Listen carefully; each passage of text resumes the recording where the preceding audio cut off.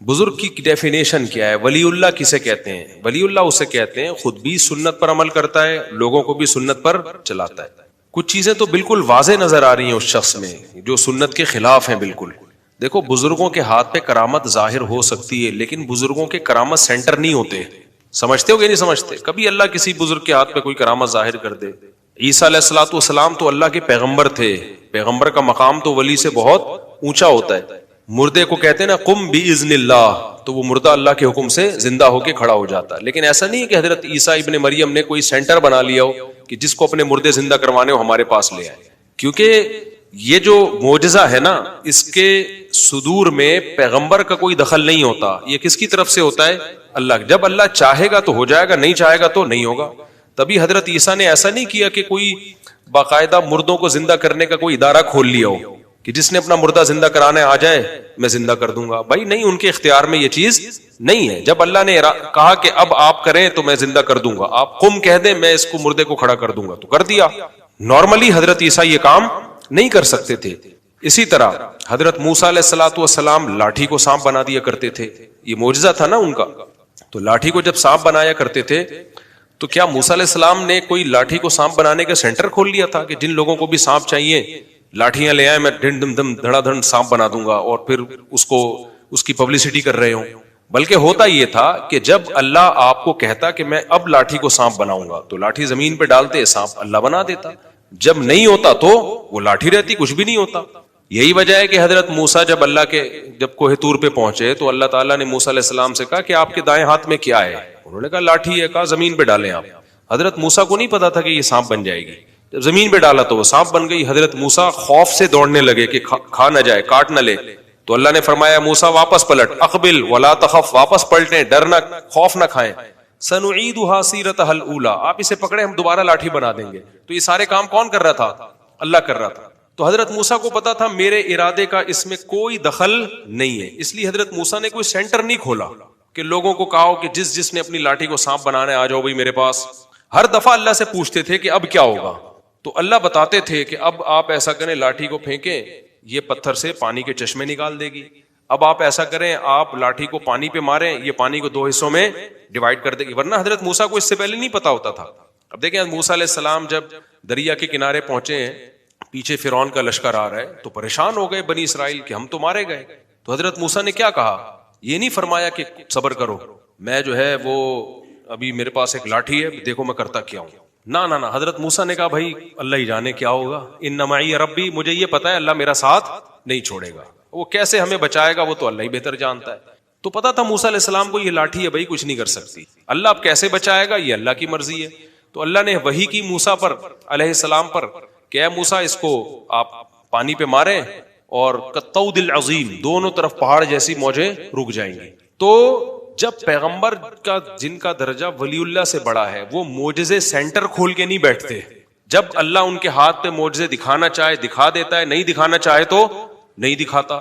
ہمارے نبی صلی اللہ علیہ وسلم نے چاند کے ٹکڑے زندگی میں کتنی دفعہ کیے ہیں؟ بولو نا، 1 دفعہ کیے بس، اور ہر مطالبے کا آپ نے جواب بھی نہیں دیا۔ مشرکین کہتے تھے کہ سورہ بنی اسرائیل میں آپ دیکھ لیں، لن نؤمن لک حتی تفجر لنا من الارض ينبوعا، اے پیغمبر ہم آپ پر اس وقت تک ایمان نہیں لائیں گے جب تک آپ زمین سے چشمے جاری نہ کر دیں۔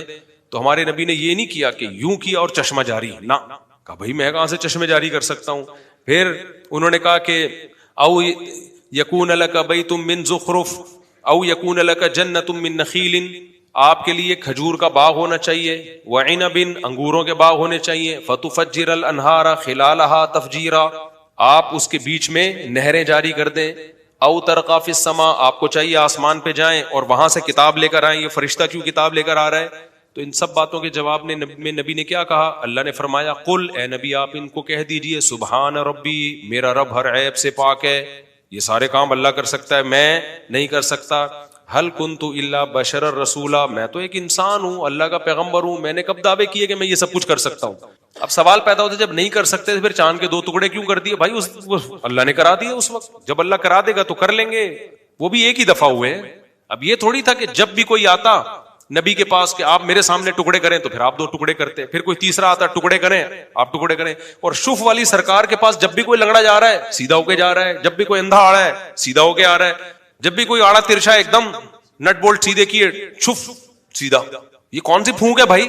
جو کام پیغمبروں کے معجزے اتنی کثرت سے جو ہے نا، اور معجزے سینٹر نہیں کھلتے باقاعدہ، تو پیغمبروں کے بعد دنیا میں اللہ کے ولی آتے ہیں، ان کے ہاتھ پہ اللہ بعض دفعہ کرامت ظاہر کر دیتے ہیں، لیکن وہ کرامت سینٹر کھول کے نہیں بیٹھتے. کرامتیں بھی ہوتی ہیں بعض دفعہ اللہ کسی ولی کے ہاتھ پہ.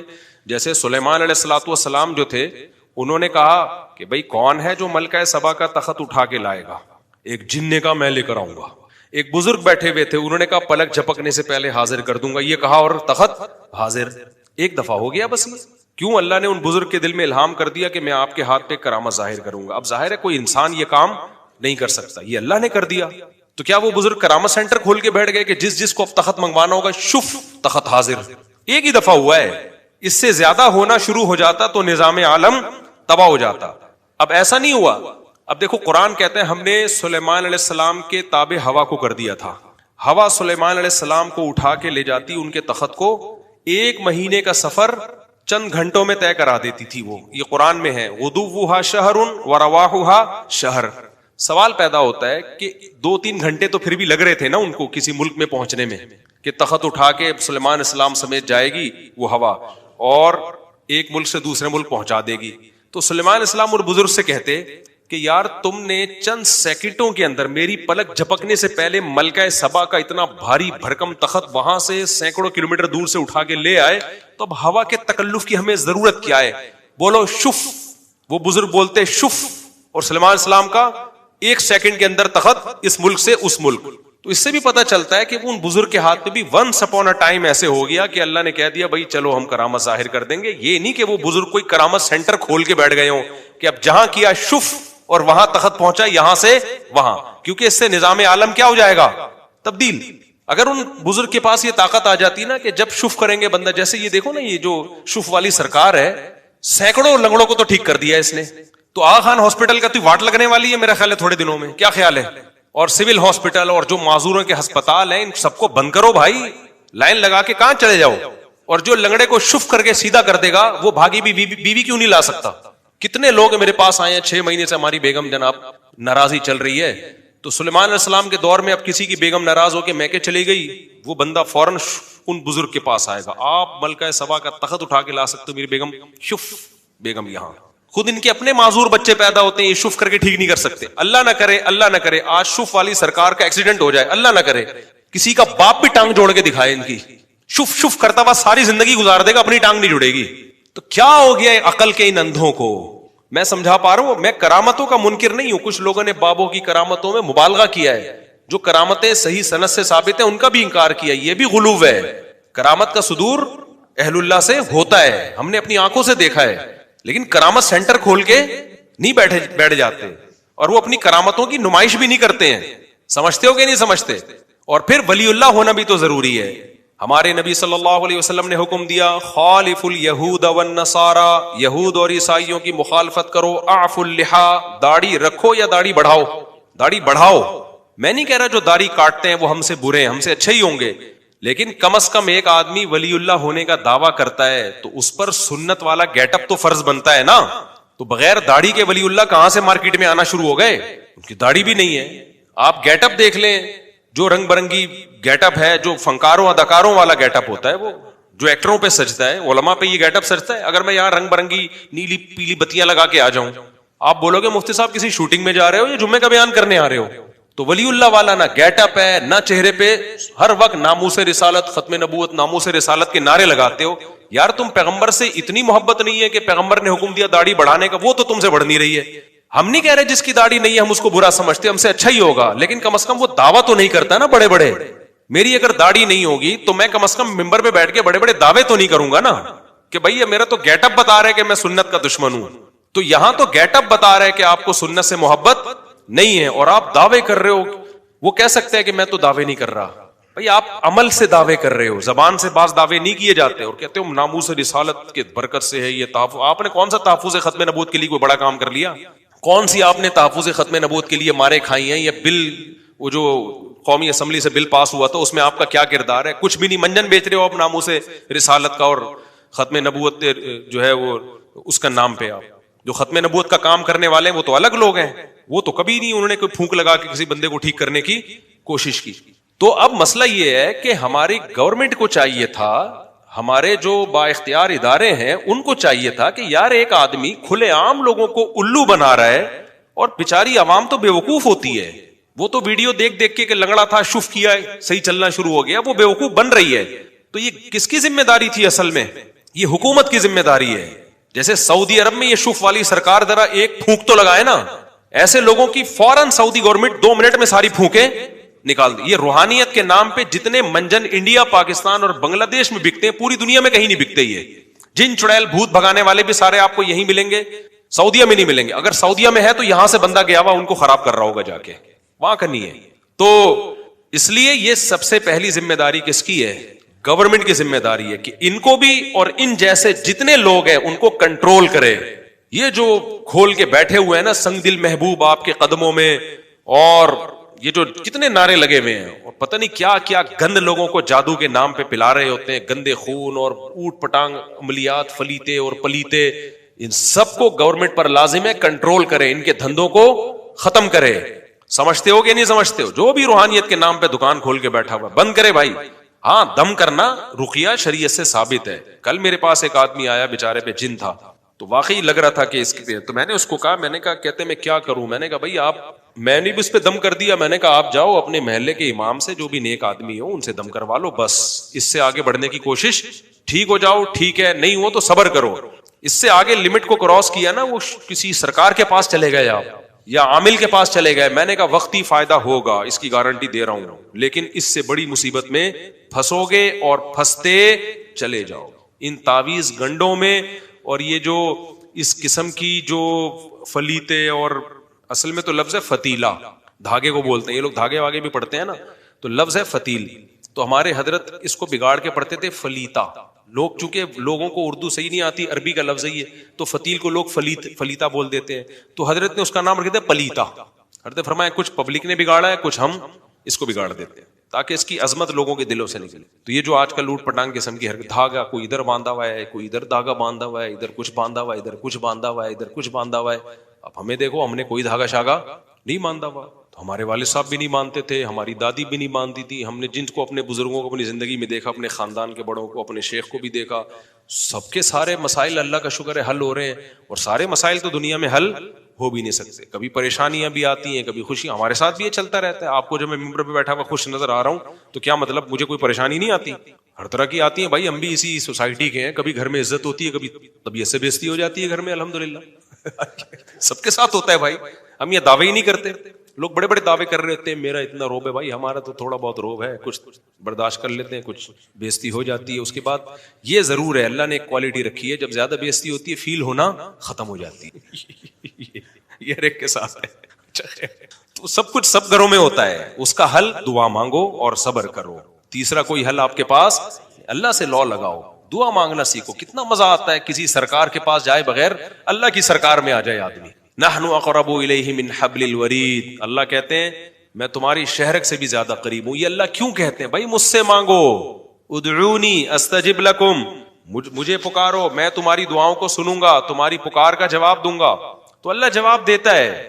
کچھ لوگ اس جواب کو سنتے ہیں اور جو بہرے ہیں ان کو وہ جواب سنائی نہیں دیتا. وہ جواب یہی ہے کہ اللہ یا تو اس دعا کو پورا کر لیتا ہے یا دل میں تسلی ڈال دیتا ہے کہ بھئی تم نے اپنا کیس میرے دفتر میں فائل کر دیا ہے, اب جو ہوگا تمہارے ساتھ تمہارے لیے بہتر ہوگا. بعض لوگوں کے لیے پریشانیوں میں رہنا ہی بہتر ہے. ایک آسیب والی عورت صحابیہ رضی اللہ عنہا نبی کے پاس آئیں, پریشان ہو جاتی تھی. جب آسیب کا دورہ ہوتا تو کپڑے پھاڑ دیا کرتی تھی. تو یا رسول اللہ میرا علاج کریں. آپ نے فرمایا دیکھو میں اللہ سے دعا مانگوں گا تم ٹھیک ہو جاؤ گی, لیکن پھر جنت کی خوشخبری نہیں ہے, کیونکہ اللہ چاہتا ہے کہ تم اسی غم میں رہو, اور یہی غم کا برداشت کرنا تمہارے جنت میں داخلے کا ذریعہ بنے گا. ہر ایک کو الگ طرح سے اللہ آزماتا ہے نا.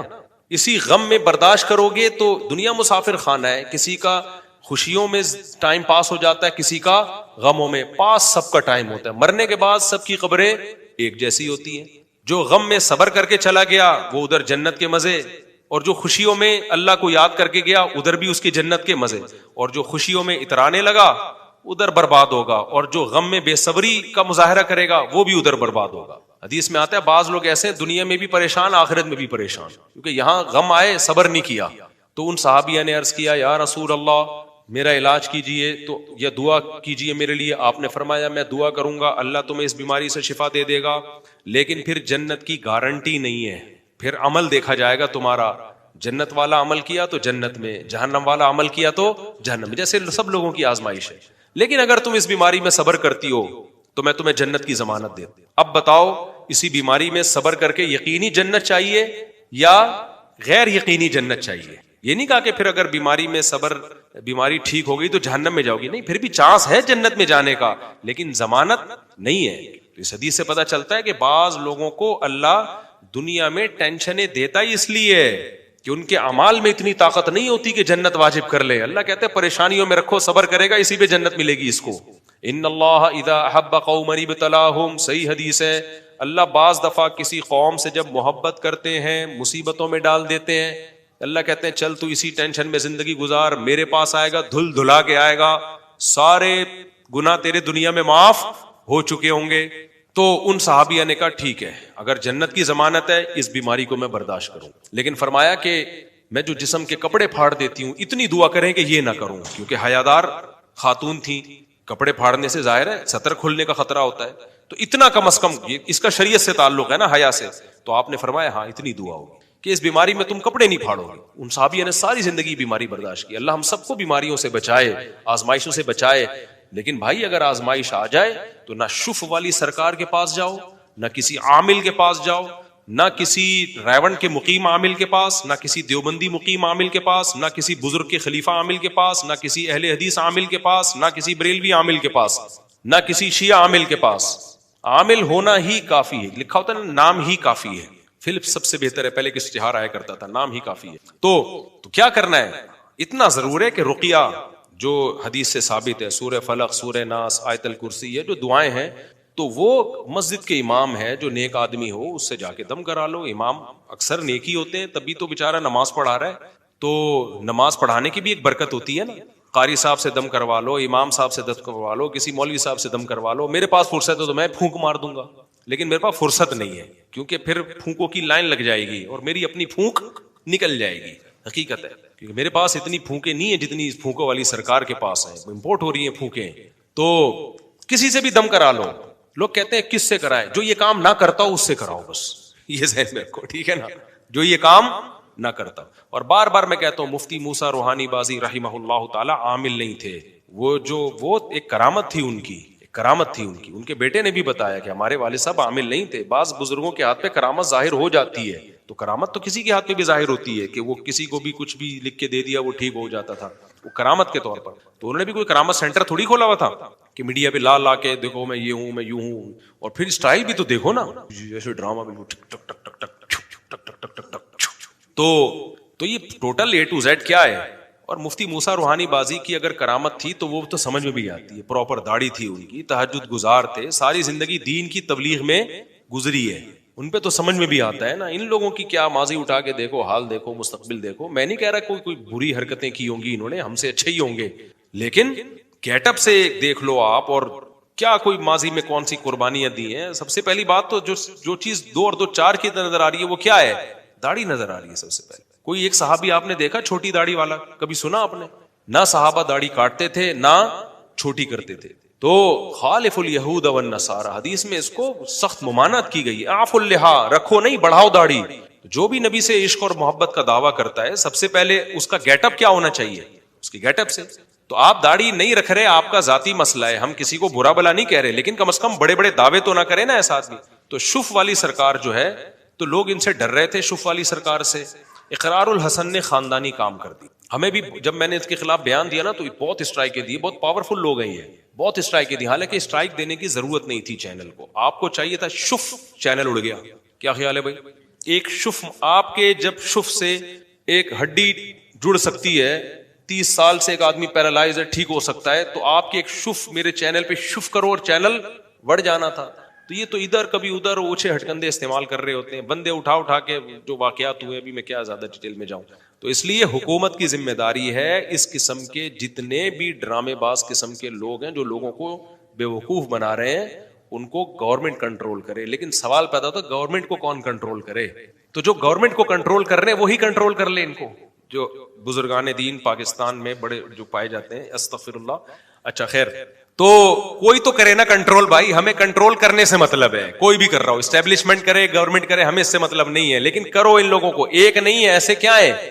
گلشن معمار میں بھی ایک بہت بڑی فلم ہے, بہت بڑے بڑے علماء کو اس نے بیوقوف بنایا ہوا ہے, وہ بھی کچھ نہ کچھ اتنا لوگوں کے گھر تباہ کر دیے اس نے, طلاقیں دلوا دی ہیں گھروں میں, اتنی بربادیاں کر دی ہیں. تو اس لیے میں ابھی یہ جو میں ریکارڈ کروا رہا ہوں نا, یہ اقرار الحسن کو اپریشیٹ کرنے کے لیے. اس ایک بندے نے نر والا کام کیا, وہ ڈرا نہیں, ورنہ یہ لوگ بہت مضبوط لوگ ہیں, تو وہ ڈرا نہیں, اس نے ایک ہمت کی ہے. تو اب آپ اس ہمت میں اس کا ساتھ دیں, اور ہر پازیٹو کام میں عیب نہیں تلاش کرنا چاہیے. بعض دفعہ کوئی بندہ ٹھیک بھی کر رہا ہوتا ہے, ہم ہر چیز میں ہمیں کہ یہ اصل میں یہ جو کر رہا ہے نا, اس کے پیچھے اصل میں یہ ہے, اصل میں یوں, اصل گھما گھما کے کوئی بھی اچھا کام پاکستان میں کر ہی نہیں سکتا. تو جو اچھا کر رہا ہے بھائی اچھا کر رہا ہے, سمجھ میں 2 اور 2 4 کی طرح نظر آ رہا ہے کہ یہ اچھا ہو گیا. ہمارے لیڈروں میں کوئی اچھا کام کرے گا تو جو اپوزیشن کے ہیں وہ کہتے ہیں اصل میں یہ تو لوگوں کو بیوقوف بنا رہا ہے. آپ کا جب وہ لیڈر ہوگا تو بیوقوف نہیں بنا رہا, جب اپوزیشن میں ہوگا تو وہ کیا کر رہا ہے, بیوقوف بنا رہا ہے. تو جو بھی اچھا کام کر رہا ہے آپ نے کیا کرنا ہے, اپریشیٹ. تو اقرار الحسن نے خاندانی کام کیا ہے, آپ کی ذمہ داری ہے کہ اقرار الحسن کے اس کلپ کو وہ کام کیا کہ اس نے بتایا کہ یہ ایسے فراڈ ہوتا ہے, آنکھوں سے اس طرح سے چیزیں نکال لی جاتی ہیں, زنجیریں, یہ سب ہاتھ کی صفائیاں ہیں. یہ جو سوئیاں انڈوں سے نکالتے ہیں نا, یہ بڑی ڈرامے بازی ہے. یہ عامل لوگ کیا کرتے ہیں کہ وہ جن چڑیل بھوت ہے اور یوں کیا انڈا نکال دیا, ہوتا ہے یہ, پھر اس میں سوئیاں ہوتی ہیں. تو یہ سب ہاتھوں کی صفائیاں ہوتی ہیں, یہ شعبدے ہوتے ہیں. اچھا گورے انگریزوں میں ایک اچھی بات کیا ہے, انگریزوں میں بھی یہ ڈرامے ہیں, لیکن وہ اس کو ڈرامہ ہی کہتے ہیں. وہ مذہبی تڑکا لگا کے روحانیت کے نام پہ بیچتے نہیں ہیں. گورے جو ہے نا, آپ نے دیکھا ہوگا کبوتر نکال رہے ہیں اور میجک شو ہوتے ہیں نا ان کے یہاں, تو اس کو شو ہی سمجھتے ہیں وہ. اب ایسا نہیں ہوتا گورے یہ میجک شو کر کے اب منجن بیچنا شروع کر دیں کہ اس کا مطلب ہم پہنچی ہوئی سرکار ہیں, اب پھونکے لگاؤ اور ہدیے لو لوگوں سے. وہ کہتا بھائی ایک میجک ہے, نظر کو کیا ہے, یہ ایک دھوکہ ہے, تو ایک فن ہے, پیسے لے کے سکھا بھی دیتے ہیں وہ فن. تو انہوں نے اس کو جتنی اوقات تھی اتنا رہنے دیا. ہمارے ہاں مذہب کا منجن بکتا ہے, اور یہ جتنے بھی جن چڑیل بھوت والے کیسز ہیں نا, یہ مذہبی لوگوں میں ہی ملیں گے آپ کو.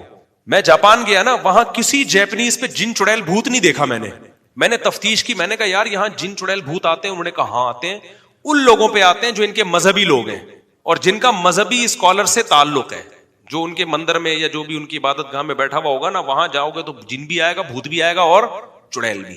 انگریزوں میں بھی جن چڑیل بھوت ایک بھی نہیں ہے, لیکن جن کا پادریوں سے تعلق ہے نا, ان پہ جن بھی, بھوت بھی اور چڑیل بھی. اور پادری جن بھی اتارے گا, بھوت بھی اتارے گا, چڑیل بھی اتارے گا. ہندوستان میں, انڈیا میں آپ چلے جاؤ, جو ان کے سائنٹسٹ ہیں, ان کے جو سیکولر اور لبرل لوگ ہیں, کسی پہ نہ جن آئے گا, نہ بھوت آئے گی, نہ چڑیل آئے گی. نہیں یاری بات, اتنے پاورفل ہوتے تو اب تک یہاں آ چکے ہوتے. بولتے مفتی تو ہمارے خلاف 20 سال سے تقریریں کر رہا ہے, کوئی ایک چڑیل تو آتی نا, مجھے تو سب سے پہلے تانے دیتی. کیا خیال ہے کہ یار بس کر, بہت بول لیا تو نے ہمارے خلاف. اب تک کی رپورٹ کے مطابق نہ مجھ پہ جن ہے, نہ بھوت ہے, نہ چڑیل ہے. تو یہ انہی لوگوں کے منجن بکتا ہے جو ان لوگوں کو زیادہ لفٹ کراتے ہیں. تو ہندوؤں میں بھی آپ دیکھ لو, جو ان کے ایجوکیٹڈ لوگ ہیں, سائنٹسٹ ہیں, کوئی نہ جن, نہ بھوت, نہ چڑیل. لیکن جس کا پنڈت سے تعلق ہوگا نا, ہر دوسرے دن بعد اس پہ چڑیل آ رہی ہوگی, پنڈت جی کے پاس جائے گا اور وہ چڑیل اتارے گا. تو مسلمانوں میں بھی جو سیکولر لبرل لوگ ہیں, نہ جن, نہ بھوت, نہ چڑیل. جو مذہب میں, تبلیغ میں وقت لگا لیا, مدرسے میں پڑھ رہا ہے, خانقاہ سے تعلق ہے, اس پہ جن بھی آئے گا, اس پہ چڑیل بھی آئے گی, اس پہ بھوت بھی آئے گا. اور اتارے گا کون؟ بزرگ اتاریں گے. تو یا تو مذہب غلط ہے, یا مذہب کی تشریح کیا ہو رہی ہے, غلط ہو رہی ہے. سمجھتے ہو گے نہیں سمجھتے ہو؟ پھر وہی پرانی بوسیدہ دلیل دیتے ہیں کہ پیغمبر پر بھی تو جادو کا اثر ہو گیا تھا, تو ہم پہ نہیں ہو سکتا. امکان سے چیزیں ثابت نہیں ہوتی. سمجھتے ہو گے نہیں سمجھتے؟ پیغمبر پر جادو کا اثر کیوں ہوا تھا, اس کو علماء نے بیان کیا ہے کہ لوگ آپ کو جادوگر کہتے تھے, اللہ نے ہونے دیا تھوڑا سا, تاکہ کم از کم یہ تانا آپ سے دور ہو جائے کہ بھئی اگر جادوگر ہوتے تو اپنے اوپر نہ ہونے دیتے. ورنہ اس سے بڑا سوال یہ ہوتا ہے کہ ابو بکر پہ کیوں نہیں ہو گیا, عمر پہ کیوں نہیں ہو گیا, عثمان پہ کیوں نہیں ہو گیا, علی پہ کیوں نہیں ہو گیا رضی اللہ عنہ. یہودیوں نے کہ ان پہ کوشش نہیں ہوگی. تو ایسے اگر اندھی لگی ہوئی ہے کہ جٹھانی کو ساس سے لڑا دیا, اور بہو کو یوں کر, بہو نے ساس پہ جادو کر دیا, ساس نے بہو پہ جادو کر دیا, سوکن نے سوکن پہ کر دیا, ایسے میرے بھائی ہو رہا. تو عمران خان سب سے پہلے نواز شریف پہ کرواتا, نواز شریف کس پہ کرواتا, عمران خان پہ کرواتا, پھر وہ باجوہ پہ کرواتا, باجوہ اس پہ کرواتا جادو, پورے ملک کا سیٹ اپ کیا ہو جاتا, برباد ہو جاتا. تو ایسے تھوڑی ہوتا ہے یار, اتنا مذاق بنا لیا تم لوگوں نے اس سسٹم کو. اور ایک بس آخری واقعہ سنا کے اپنی بات کو ختم کرتا ہوں. ابھی کچھ دن پہلے ایک صاحب آئے, کہنے لگے ہمارے گھر میں خون کی چھینٹیں نظر آ رہی اور بندر کے پنجے نظر آ رہے ہیں, تو یہ کچھ ہے. اور میں نے کسی عامل کو لایا, اس نے سونگ کے بتایا کہ چڑیل وڑیل کا کوئی کیس ہے. میں نے کہا بھائی بندر کے پنجے نظر آئے, خون کے چھینٹیں اگنور کرو, خون نظر آئے دھو کے صاف کر دیا کرو بس. اور زیادہ شرعی رقیہ کر لو, سورہ فلق سورہ ناس پڑھ لو, آیت الکرسی پڑھ کے پھونک لگا دو, بس کافی ہے. چھینٹیں مار دو پانی کی, بس کافی ہے. کہہ رہے نہیں حضرت چوریاں بھی ہو رہی ہیں اور گھر میں وہ جنات چوری بھی کر رہے ہیں, اور ہمارے گھر میں تو کوئی چور نہیں ہے, سب نیک پرہیزگار ہیں. میں نے کہا جن تو پکڑ لیا میں نے کہا جو بے غیرت چوری کر رہا ہے نا گھر کا فرد, وہ آپ کی توجہ چوری سے ہٹانے کے لیے بندر کے اسپیشل آرڈر پہ پنجے بنوا کے کیا کر رہا ہے, چھپوا رہا ہے گھر کے اندر. اب میں نے کہا 100% میں حلفیہ بول سکتا ہوں گھر کا چور ہے یہ. میں انہیں اس کے منہ پہ نہیں کہا, لیکن میرا دل چاہ رہا تھا کہ ہو سکتا ہے وہ آپ ہی ہو, کیونکہ بعض دفعہ نا کیس وہی کرتا ہے جو خود مجرم ہوتا ہے. یہ بھی ہوتا ہے بعض دفعہ, یہ ہوتا ہے کہ جو آدمی خود چوریاں کر رہا ہے نا, تو بیوی بچوں کی طبیعت ہٹانے کے لیے وہ کہتا ہے میں مفتی صاحب سے پوچھ کے آیا ہوں, وہ خود کہہ رہے ہیں بھائی یہ کیا ہے, جن چڑیل بھوت ہے, اور خود ہی پنجے لا کے لگا رہا ہوگا. اور کون تحقیق کرے گا کہ یہ فارم مرغی کے پنجے ہیں یا بندر کے پنجے ہیں؟ پنجے تو دونوں کے تقریباً ایک ہی جیسے ہوتے ہیں. چھینٹیں کس کی ہیں, کیا ہے, کلر ہے, کیا ہے, کوئی لیب میں ٹیسٹ تھوڑی کروایا ہے. تو یہ بڑے بڑے فراڈ ہوتے ہیں بھائی دنیا میں. گورا کیا کرے گا, گورے کی ترقی جو اللہ نے اس کو مادی ترقی دی ہے, وہ ہر چیز کو اینالائز کرتا ہے, تجزیہ کرتا ہے. یہ ہمیں خرابی حدیث میں آتا ہے تقوم الساعہ والروم اب اکثر الناس, قیامت جب قائم ہوگی نا, رومی یعنی جو گورے ہیں نا انگریز, یہ پھر بھی دنیا میں بہت ہوں گے. وجہ اس کی کیا ہے؟ صحابی کہتے ہیں میں نے جب ان میں دیکھا تو ان میں دیکھا ان کو جب کوئی نقصان ہوتا ہے نا تو اس کا تجزیہ کرتے ہیں, اسباب تلاش کرتے ہیں یہ ہو کیوں رہا ہے. اپنی بیوی کو دھوکہ دے رہا ہے اور خفیہ طریقے سے لڑکیوں سے زنا کر رہا ہے, دوستیاں لگا رہا ہے, اس سے بہتر نہیں ہے کہ وہ صاف طور پہ بتا دیتا ہے کہ یہ میری وائف ہے, اس کے بھی وہی حقوق ہیں جو آپ کے حقوق ہیں. ساری زندگی کے لیے ایک عورت کی کفالت کرتا ہے. یورپ امریکہ کے جو مفکرین ہیں آج سے 100 سال پہلے وہ اس بات کا اعتراف کر چکے ہیں کہ ایک بیوی والا نظام یہ دھوکے پر مبنی ہے, اس کا حقیقت سے تعلق نہیں ہے, اور اس نظام کو ختم کر دینا چاہیے. فرانس میں ایسی تحریکیں چلی ہیں, عورتوں نے چلائی ہیں کہ ایک اچھے مرد پر ایک عورت کا قبضہ کافی نہیں ہے, دوسری عورتوں کو بھی یہ رائٹ ہونا چاہیے کہ وہ اس کی بیوی بنے. تو وہ فرسودہ نظام جس کو وہاں کے محققین رد کر چکے ہیں, ہم لوگ اس پہ فخر کر رہے ہیں. اس لیے بات خوب اچھی طرح سمجھ لینی چاہیے کہ نہ عقل اس نظام کو قبول کرتی ہے اور نہ اسلام اس نظام کو قبول کرتا ہے. وہ لوگ جو لبرل ہیں, نام کا کلمہ پڑھتے ہیں, میں ان سے کہتا ہوں کہ اگر آپ مذہب کو نہیں مانتے تو آپ مسلمانوں کے قبرستان میں دفن ہونے کو کیوں پسند کرتے ہیں؟ آپ یہ کیوں کہتے ہیں کہ کوئی عالم ہمارا جنازہ پڑھائے؟ آپ بالکل مغربی کلچر کی طرف چلے جائیں نا. مغرب میں تو ایک شادی کا رواج بھی ختم ہو گیا ہے. آپ دیکھیے کہ ان کے ہاں گرل فرینڈ سے جو اولاد ہوتی ہے وہ بھی حلال سمجھی جاتی ہے, اور بیوی سے جو اولاد ہوتی ہے وہ بھی حلال سمجھی جاتی ہے. کوئی فرق ہی نہیں ہے گرل فرینڈ میں اور بیوی میں, بلکہ بیوی میں ان کے ہاں زیادہ مسائل ہیں, گرل فرینڈ رکھنا آسان ہے. تو میں یہ کہتا ہوں کہ پھر آپ پورا اسی کلچر کو فالو کریں. آپ کہیں کہ ایک بھی شادی نہیں ہونی چاہیے, لیکن اگر آپ مسلمان ہیں, آپ ایک شادی کے قائل ہیں صرف اس لیے کہ اسلام کہتا ہے, اور آپ مسلمانوں کے قبرستان میں دفن ہونا پسند کرتے ہیں صرف اس لیے کہ اسلام کہتا ہے, آپ چاہتے ہیں کہ آپ اپنے بچوں کے نام اسلامی رکھتے ہیں یہ شو کرنے کے لیے کہ ہم مسلمان ہیں, تو بھائی پھر آپ اسلام کا وہ پورا سسٹم کیوں نہیں فالو کرتے؟ اسلام میں ایک بیوی پر اکتفا ایک مجبوری کے تحت ہے کہ حقوق ادا کرنے کی آپ میں صلاحیت ہی نہ ہو, پھر آپ ایک پر اکتفا کریں. ورنہ صحابہ کو دیکھیں, انبیاء کی زندگی کو دیکھیں اور تابعین کو دیکھیں, یہ تو جب سے ہندوستان میں انگریز نے قبضہ کیا اور ہمارے سارے کلچر کو تہس نہس کر دیا, اس سے پہلے ہندوستان میں بھی مسلمان زیادہ شادیاں کیا کرتے تھے.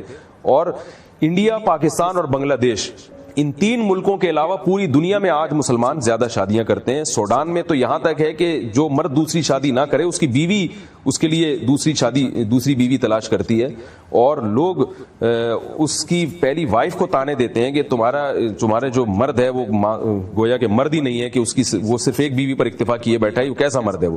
یہ تو ہمارے ملک میں ایک ہندوؤں کے ساتھ رہنے کی وجہ سے ایک یہ کلچر بن چکا ہے. تو اس لیے اگر آپ اسلام کو فالو کرتے ہیں تو اسلام صاف طور پر آپ کو اجازت دیتا ہے. اقرار الحسن صاحب ہوں یا کوئی بھی ہو, اگر وہ نکاح کر رہا ہے تو یاد رکھیے اس نکاح پر اعتراض کرنا یہ حماقت بھی ہے اور اسلام دشمنی بھی ہے. میں یہ سمجھتا ہوں آپ اس کو اپریشیٹ کریں. یہ میں مانتا ہوں کہ پہلی بیوی کو تکلیف ہوتی ہے, اسے دکھ پہنچتا ہے, لیکن دنیا میں اور بھی بہت سے کام ایسے ہیں جو صحیح ہوتے ہیں, لیکن ان کے صحیح ہونے کی وجہ سے کسی کو تکلیف پہنچتی ہے, کوئی خوش ہوتا ہے, لیکن کسی کی تکلیف کی وجہ سے ہم صحیح کام کو غلط نہیں کہہ سکتے اور غلط کام کو صحیح نہیں کہہ سکتے. ہمیں اس اجتماعی مفاد دیکھنے چاہیے.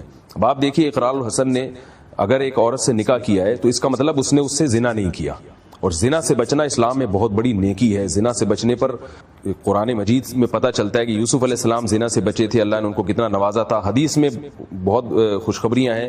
تو میں اقرال حسن کو ذاتی طور پر نہیں جانتا کہ اچھے ہیں برے ہیں, نہ مجھے اس سے بحث ہے, لیکن یہ کام انہوں نے بہت اچھا کیا کہ ایک عورت سے وہ زنا کر سکتے تھے مگر زنا نہیں کیا, خود بھی زنا سے بچے ہیں اور اپنی سیکنڈ وائف کو بھی زنا سے بچایا ہے. اگر مرد اس طرح لڑکیوں سے شادیاں کریں گے تو خود بھی زنا سے بچیں گے اور اس لڑکی کو بھی زنا سے بچائیں گے, اور اگر وہ شادی نہیں کریں گے تو خود بھی زنا سے بچنے کا امکان کم ہے, اور ان لڑکیوں کو بھی وہ آپ زنا کی طرف مجبور کر رہے ہو جو رشتوں کے انتظار میں بیٹھی بیٹھی بوڑھی ہو رہی ہیں اور ان کو کوئی مناسب مرد نکاح کے لیے نہیں مل رہا. تو بہت اچھا کام ہے, اس کو اپریشیٹ کرنا چاہیے. اور میں کہتا ہوں انہوں نے 2 کی ہیں, ان کو چاہیے 4 پوری کریں, وہ حسرت نہ رہے, اور ملامت کرنے والے ملامت کرتے رہیں گے, اعتراض کرنے والے اعتراض کرتے رہیں گے. دیکھیں شوق میں جیسے پہلی شادی کرنا جائز ہے نا, تو دوسری بھی جائز ہے, تیسری بھی جائز ہے, چوتھی بھی جائز ہے. اسلام میں دوسری شادی کو کسی ضرورت کی بنیاد پہ نہیں رکھا گیا بلکہ آپ کی چاہت کی بنیاد پہ رکھا گیا. ایک آدمی اگر پہلی شادی کر رہا ہے تو آپ کیا اس سے پوچھتے ہیں کہ آپ کو ضرورت کیا ہے شادی کرنے کی؟ یہ سوال اس سے پوچھا جاتا ہے جو شادی نہیں کر رہا کہ یار کیا ہو گیا, اتنے بڑے ہو گئے ابھی تک کنوارے چھڑے چھاڑ گھوم رہے ہو. جیسے سب لوگ لائف گزارتے ہیں, ان کی بیوی ہوتی ہے, بچے ہوتے ہیں, فیملی ہوتی ہے, گھر بار ہوتے ہیں, تو آپ انسان نہیں ہو کیا؟ تو جیسے پہلی شادی پہ اشکال احمقانہ اشکال ہے کہ کیوں کی, ایسے ہی دوسری شادی پر بھی یہ اشکال ایک احمقانہ قسم کا اعتراض ہے کہ کیوں کی. بلکہ یہ ہونا چاہیے کہ جب آپ مرد ہو, آپ کے پاس وسائل بھی ہیں اور آپ کو رشتہ بھی مل رہا ہے, تو بھائی کیوں نہیں کر رہے؟ قرآن مجید کے الفاظ آپ دیکھیے, اللہ تعالیٰ کا ارشاد ہے زُيِّنَ لِلنَّاسِ حُبُّ الشَّهَوَاتِ مِنَ النِّسَاءِ وَالْبَنِينَ, فرمایا مرد کے لیے ہم نے سب سے زیادہ اٹریکٹیو چیز جو پیدا کی ہے وہ عورت کی ہے. یہ قرآن کے الفاظ ہیں. میں نے بتایا نا دین فطرت ہے, وہ گراؤنڈ ریئلٹی کی بات کرتا ہے قرآن. وہ ایسا نہیں کہ جیسے دوسرے مذاہب ایک ہوائی اور ان کے نہ کوئی سر نہ پاؤں, لہذا وہ پریکٹیکلی ان کو کوئی فالو نہیں کرتا. آپ دیکھیں کہ جو دیگر مذاہب ہیں ان کو مکمل فالو کرنے والا آپ کو دنیا میں کوئی بھی نہیں ملے گا, بلکہ وہ کر ہی نہیں سکتے فالو, ان کی تعلیمات ایسی ہیں. تو یہی اسلام کا حسن ہے, یہی اسلام کی خوبی ہے کہ وہ ریئلٹی سے ہٹ کے بات نہیں کرتا. تو سورہ آل عمران میں اللہ تعالیٰ کے ارشاد ہے زُيِّنَ لِلنَّاسِ حُبُّ الشَّهَوَاتِ مِنَ النِّسَاءِ, کہ ہم نے مردوں کے لیے سب سے زیادہ جو اٹریکٹیو چیز بنائی ہے وہ عورت بنائی ہے, پھر اس کے بعد اولاد بنائی ہے, پھر اس کے بعد مال دولت اور سواریاں, یہ سب چیزوں کو اللہ نے بعد میں ذکر کیا. تو ایک حقیقت ہے کہ عورت سب سے زیادہ انسان کو محبوب ہے, تو اللہ نے بنائی ہے یہ, یعنی یہ کوئی ایسا نہیں ہے کہ یعنی کوئی لوگوں نے بیٹھ کے یہ فرض کر لیا ہو. ہوس پرستی کیوں ہے؟ ایک آدمی کو اگر برگر اچھا لگتا ہے اور وہ حلال طریقے سے کھا رہا ہے تو یہ ہوس ہے کیا؟ یعنی اگر آپ دیکھیں کسی بھی چیز کے حصول کا ایک غلط طریقہ ہوتا ہے اور ایک جائز طریقہ ہوتا ہے. اگر آپ غلط طریقے سے حاصل کریں گے تو یہ ہوس ہے, اگر آپ صحیح طریقے سے حاصل کریں گے تو یہ آپ کی ریکوائرمنٹ ہے, آپ کے جسم کی ریکوائرمنٹ ہے اور آپ کے معاشرے کی ریکوائرمنٹ ہے. تو اللہ فرما رہے ہیں کہ یہ مزین کر دیا گیا ہے. جب اللہ نے محبوب چیز بنایا ہے عورت کو مرد کے لیے, تو اس لیے بنایا ہے کہ مرد اپنی اس محبوب چیز کو حاصل کرے گا اور پھر اس عورت کی ساری زندگی کی ذمہ داری اٹھائے گا. تو اگر کوئی شخص خواہش نفس کی تکمیل کے لیے, یا میں سادہ زبان میں کہتا ہوں مزے اڑانے کے لیے شادی کرتا ہے, لیکن وہ بیوی کے حقوق بھرپور طریقے سے ادا کرنے کا عزم کرتا ہے اور بعد میں ادا بھی کرتا ہے, تو یہ بالکل جائز ہے. اس پہ ناک منہ چڑھانا اور خام خواہ میں یہ کہنا, تو مجھے تو ایسا لگتا ہے کہ جیسے وہ ایک واقعہ سناتا ہوں. حضرت مولانا اشرم شیخوپوری صاحب جو شہید ہو گئے, درس قرآن دیا کرتے تھے, پاؤں سے معذور بھی تھے, تو وہ دوسری شادی کرنا چاہتے تھے. تو ایک صاحب نے اپنی بیٹی کا رشتہ پیش کیا ان کے لیے. حضرت مولانا اشرم شیخوپوری صاحب کی عمر بھی زیادہ تھی اور پاؤں سے معذور بھی تھے. مالی لحاظ سے اللہ نے ان کو بہت وسعت دی تھی اور بہت بڑے عالم بھی تھے. درس قرآن.com پہ ان کے درس آتے تھے, بہت سے لوگ جانتے ہیں ان کو. تو جو لڑکی تھی نا, جس سے جو دوسری بیوی بننا چاہتی تھی ان کی, وہ بھی راضی تھی اور لڑکی کے والد بھی راضی تھے, یعنی فیملی بھی راضی تھی اور خود لڑکی بھی یہ راضی تھی, یعنی لڑکی اپنے شوق سے کر رہی تھی. وہ معذور ہونے کے باوجود وہ چاہتی تھی کہ میں ان کی بیوی بنوں, سیکنڈ وائف بنوں. اور لڑکی کی عمر کم تھی, میرا خیال ہے 20 یا 22 سال ان کی ایج, لڑکی کی ایج ہوگی, اور ظاہر ہے وہ ایجڈ تھے. تو جب ان کی شادی ہوئی ہے تو انہوں نے نکاح پڑھانے کے لیے مجھے بلایا. میں نے نکاح پڑھایا. تو نکاح کے بعد وہ حضرت مولانا اسلم شیخوپوری صاحب فرمایا کرتے تھے کہ میں ایک عجیب مصیبت میں پھنس گیا ہوں. میرے مسجد کے جو نمازی ہیں وہ آدھے سے زیادہ بھاگ گئے اور کہنے لگے دیکھو یہ انہوں نے دوسری شادی کی ہے, انہوں نے جوان لڑکی سے کر لی, کیا لڑکی کی زندگی برباد کر دی, اور دوسری کرنی بھی تھی تو کسی 60-65 سال کی بوڑھی بیوہ عورت سے کرتے. تو وہ کہنے لگے یار میں پریشان ہوں, یہ میرے پاس تو خود پیشکش آئی تھی اور ان کی پہلی وائف اتفاق سے راضی بھی تھی, بلکہ حضرت مولانا اسلم شیخوپوری صاحب کی پہلی وائف نے کہا تھا اگر دوسری شادی آپ نے کرنی ہے تو اسی لڑکی سے کریں, اس کے علاوہ کہیں اور نہ کریں آپ. یعنی اتنا آپس میں گھریلو ماحول تھا, ان کی پہلی وائف کے مشورہ بھی تھا اس میں, اور لڑکی بھی راضی تھی, بلکہ لڑکی ہی کی طرف سے پیشکش تھی اور لڑکی کے والد کی طرف سے پیشکش تھی. یہ ساری چیزیں ہوئی ہیں اور ان کا نکاح ہوا ہے, مگر لوگوں کو پتہ نہیں کیا تکلیف ہو رہی ہے. آدھے نمازی ان کے مسجد سے بھاگ گئے, تو مجھے کہنے لگے یار میں کیا کروں, میں کیسے صفائی بیان کروں. میں نے کہا حضرت کوئی صفائی پیش کرنے کی ضرورت نہیں ہے. اصل میں اعتراض کرنے والے لوگ وہ لوگ ہیں جن کو خود کوئی اچھا رشتہ مل نہیں رہا, یا یہ کہ وہ خود پریشان ہیں, تو وہ اس پہ حیران ہے کہ آپ پاؤں سے بھی معذور ہیں, آپ کی عمر بھی زیادہ ہے, آپ کو اتنا اچھا رشتہ کیسے مل گیا, اور ہم وہیں کے وہیں, کہتے ہیں نا وہینچ کا وہینچ. تو یہ جیلیسی میں ایسا کر رہے ہیں, ورنہ اس کی کوئی یعنی کوئی عقلی وجہ نہیں ہے اعتراض کرنے کی. یا تو اس لڑکی کو بیوقوف بنا کے کی ہوتی, یا اس کے والد کو معاذ اللہ جھوٹ بول کے بیوقوف بنا کے کی ہوتی, پھر ہم کہتے ہیں کہ غلط ہے. جب وہ ایک مشہور مقولہ ہے نا کہ میاں بیوی راضی تو کیا کرے گا قاضی. تو جیسے دیگر حلال چیزیں جن کا قرآن کی اگلی آیت میں ذکر ہے, پیسہ ہے یا سواری ہے, وہ اگر آپ حلال پیسوں سے خریدتے ہو, قانونی دائرے میں رہ کے وہ کام کرتے ہو, تو اس پہ کوئی ملامت نہیں کر سکتا کہ آپ اتنی بڑی گاڑی میں کیوں گھوم رہے ہو. آپ تو چنچی اور رکشے میں بھی تو جا سکتے ہیں نا. بعض لوگوں نے 2 گاڑیاں رکھی ہوئی ہیں. تو بھائی اگر ضرورت ہے ان کو اور وہ سمجھتے ہیں کہ ہماری ایک ریکوائرمنٹ ہے اور اللہ نے ان کو پیسہ بھی دے, 2 کے بجائے 10 گاڑیاں رکھ لے. وہ ہاں فالتو میں رکھنا گاڑی کہ استعمال ہے نہیں اور آپ جمع کر کے رکھ رہے ہیں, تو یہ غلط ہے. ظاہر ہے بیوی فالتو چیز تو نہیں ہوتی نا, جب وہ بیوی آئے گی تو ظاہر ہے اس سے اولاد ہوگی, آپ اس کے خرچہ اٹھائیں گے. تو اس لیے اگر کوئی شخص یہ کرتا ہے اور صرف شوق پورا کرنے کے لیے کرتا ہے, لیکن وہ ذمہ داریاں پوری کرتا ہے, تو بھی نہ صرف جائز ہے بلکہ باعث ثواب ہے, کیونکہ اسلام میں نکاح عبادت ہے. یہی وجہ ہے کہ نکاح مسجد میں کرنے کا حکم ہے. نکاح سے پہلے خطبہ پڑھا جاتا ہے. خطبہ صرف عید کی نماز میں ہوتا ہے, جمعے کی نماز میں ہوتا ہے. تو نمازوں سے پہلے اسلام میں خطبہ ہے, کسی اور چیز سے حج میں خطبہ ہوتا ہے. تو یہ سب بڑی بڑی عبادتیں ہیں, تو عبادت سے پہلے خطبہ ہوتا ہے. تو نکاح سے پہلے بھی خطبہ ہونا اس کی علامت ہے کہ اسلام میں نکاح بھی ایک عبادت ہے. تو اس لیے بھائی اگر کوئی بھی نکاح کرتا ہے تو آپ کوئی ہرگز اجازت نہیں ہے کہ آپ اس کو ملامت کریں. ملامت اس کام پہ ہوگا کہ اگر وہ نکاح کر کے پہلی بیوی کو لٹکا دے, اس کے حقوق میں کمی کرنا شروع کر دے, اس سے محبت میں کمی آتی ہے, یا دوسری کر تو لی مگر اس کے حقوق ادا نہیں کر رہا, پھر آپ اس کو ملامت کریں گے. نکاح پر آپ ملامت نہیں کر سکتے کسی کو. ایک جو بات کی جاتی ہے آج کل انصاف کرنا بہت مشکل ہے, اس کا مطلب یہ ہو کہ آج کل ظلم کرنا آسان ہے. انصاف کا اپوزٹ تو ظلم ہی ہے نا, یعنی اس کا مطلب ہے آج کل ظلم کرنا چونکہ آسان ہے لہذا پھر ظلم کیا کرو.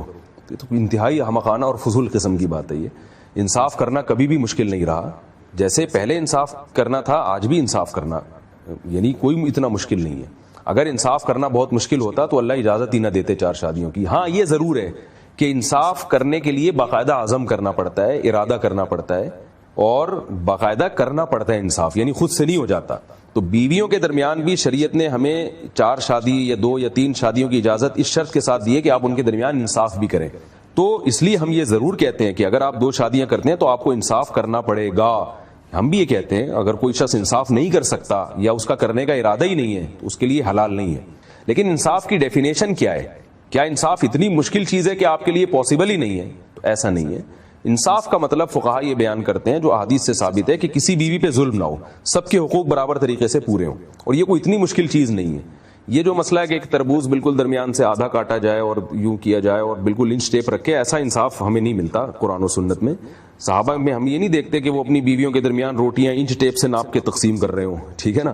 بلکہ مطلب کیا ہے کہ بھائی آپ جیسا جو لائف اسٹینڈرڈ ایک زوجہ کا ہے وہ اسٹینڈرڈ دوسری زوجہ کا بھی اسی قسم کا ہونا چاہیے. تو یعنی ایسا نہ ہو کہ جیسے قرآن میں کہا ہے کہ فَتَذَرُوهَا كَالْمُعَلَّقَةِ, ایک کے ساتھ ایسا معاملہ نہ شروع ہو جائے کہ بالکل اس کو لٹکا کے چھوڑ دو. یعنی بالکل واضح فرق نہیں ہونا چاہیے, تھوڑا بہت فرق. خود قرآن نے کہا ہے وَلَن تَسْتَطِيعُوا أَن تَعْدِلُوا بَيْنَ النِّسَاءِ وَلَوْ حَرَصْتُمْ فَلَا تَمِيلُوا كُلَّ الْمَيْلِ. اللہ فرماتے ہیں اگر تمہاری بیویاں ہو اور تم چاہو کہ بالکل 100% ایکویلٹی ہو, یہ ممکن نہیں ہے. تو خود قرآن نے کہہ دیا, لہذا اللہ نے فرمایا کہ ایسا نہ ہو کہ ایک کو بالکل ہی لٹکا کے چھوڑ دو. تو کبھی تھوڑا سا ادھر کبھی تھوڑا سا ادھر, یہ تھوڑا تھوڑا تھا, یعنی ایک ناممکن ہے اس سے بچنا. تو اس لیے اگر کوئی شخص 2 بیویاں رکھتا ہے اسے چاہیے کہ خاص طور پہ رات میں برابری کرے, کہ ایک جتنی راتیں ایک بیوی کے ساتھ گزاری ہیں اتنی ہی راتیں اسے دوسری بیوی کے ساتھ گزارنی پڑیں گی. اور رات کا مطلب یہ نہیں ہے کہ ایک بیوی کی رات 3 بجے رات کو شروع ہو رہی ہے اور ایک کی شام یعنی 9 بجے ہی شروع ہو جاتی ہے, یہ بہت زیادہ ناانصافی ہوگی.